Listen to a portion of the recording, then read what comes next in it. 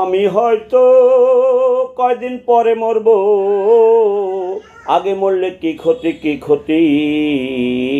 সত্য কথা বলতে আমি ছাড় দেই না একরতি। এই নৌকার সমর্থনে পাইছিল দেশের স্বাধীনতা, শেখ হাসিনার নেতৃত্বে হয়েছে দেশের ব্যাপক উন্নয়ন। আবার এই নৌকা নির্বাচিত এমপি মন্ত্রী জনপ্রতিনিধি, তারাই দলের বিরাট ক্ষতির কারণ। আমি হয়তো কয়দিন পরে মরব, আগে মরলে কি ক্ষতি কি ক্ষতি। সত্য কথা বলতে আমি ছাড় দেব না একরতি। আওয়ামী লীগের নেতারা করে গেছে দলের বিরাট ক্ষতি।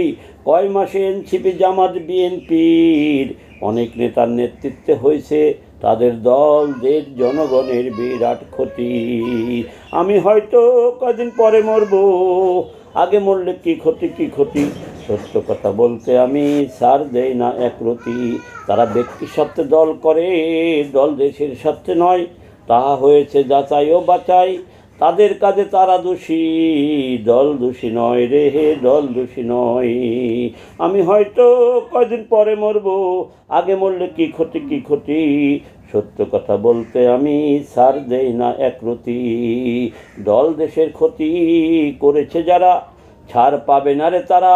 সত্য যা জানি শুনি দেখি, তাই নিয়ে কিছু বলি লিখি।